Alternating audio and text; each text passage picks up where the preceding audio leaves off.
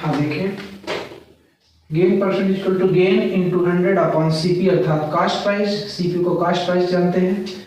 देखो आदमी जो है उस बल्ले को 100 रुपए में बेच रहा है, तब उसको 20 रुपए का फायदा हो रहा है, अर्थात वह उस बल्ले को खरीदा कितने में रहा होगा, तो वह उस बल्ले को 80 रुपए में खरीदा रहा होगा, तभी उसको 20 रुपए का फायदा हो रहा है 100 रुपए में बेचने पर, अर्थात 20 रुपए का उसको लाभ होगा, तो गेन 20 रुपए का गुणा 100 और खरीदा रहा होगा वो 80 रुपए का, तो 24 × 80 और 4 25 × 100 अर्थात 25% उसको गेन हो रहा है। Gain percent equal to 25।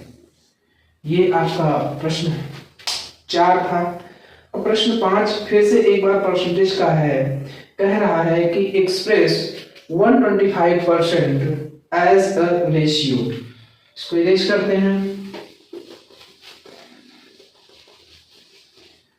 प्रश्न है एक्सप्रेस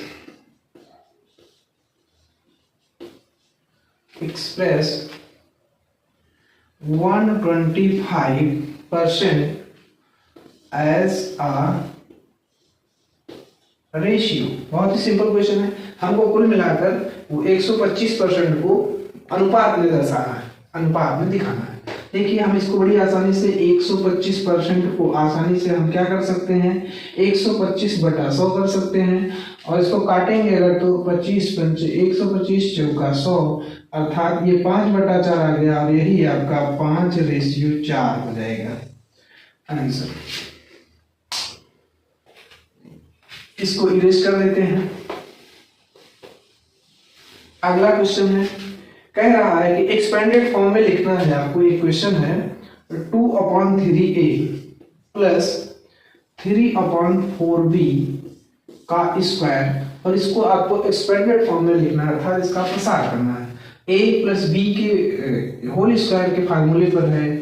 a प्लस बी का होल स्क्वायर इक्वल टू होता है a square plus 2ab plus b square, और इस फार्मूले के संयोग से हम इसको हल करेंगे। तो देखिए a की वैल्यू जो है वो यहाँ पर 2/3a पूरा पूरा है, b की वैल्यू 3/4b पूरा पूरा है, तो 2/3a whole square plus 3/4b whole square.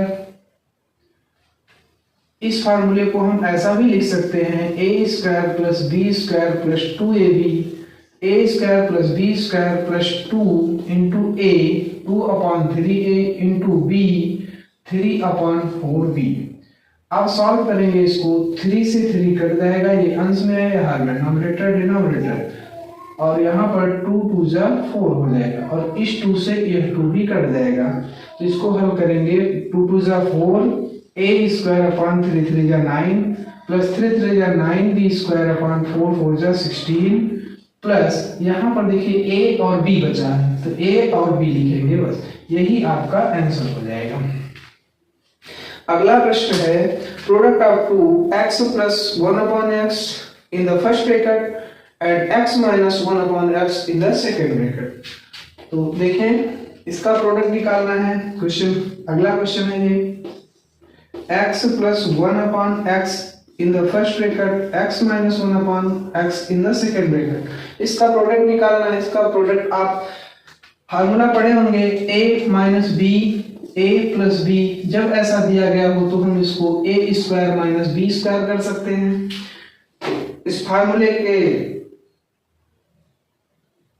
According इसको हम हल करेंगे। तो देखिए a plus B a minus B, इसको करेंगे तो x का स्क्वायर माइनस 1/x का स्क्वायर, और आगे हम करेंगे x square minus 1/x square. ये आपका आंसर हो जाएगा। बहुत ही सिंपल है ये। इरेज करते हैं इसके।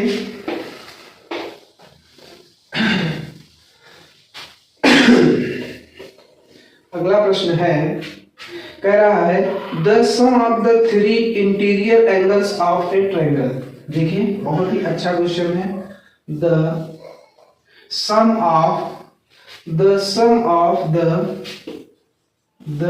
of the 3 the sum of the three interior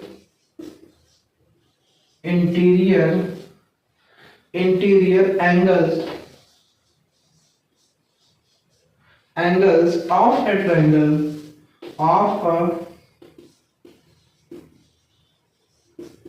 triangles, अर्थात इसको हम ये कह सकते हैं कि एक त्रिभुज है और इसके ये इंटीरियर एंगल्स कहे जाते हैं। तो इन तीनों इंटीरियर एंगल्स का जो सम होता है वो कितना होता है, ऐसा पूछ रहा है। तो वेरी सिंपल है, तीनों interior angle A plus angle B plus angle C equal to 180 degree होता है।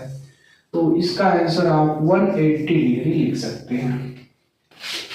अगला प्रश्न पूछ रहा है what is the sum of two supplementary angles.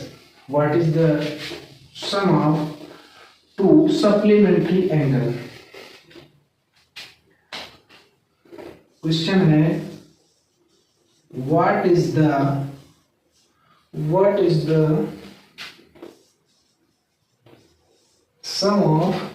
sum of two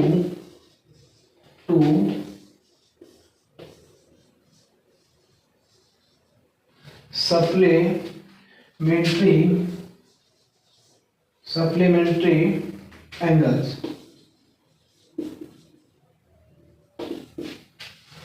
What is the sum of two supplementary angles?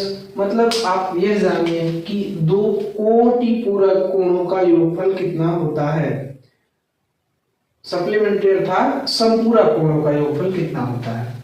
इसको आप ये कह सकते हैं समपूरक कोण।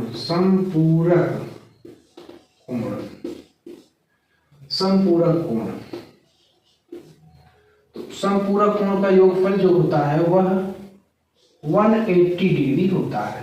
अगर इसी के साथ कॉम्प्लीमेंट्री पूछ ले अर्थात कोटि पूरक तो वो 90 डिग्री होता है। Sum of to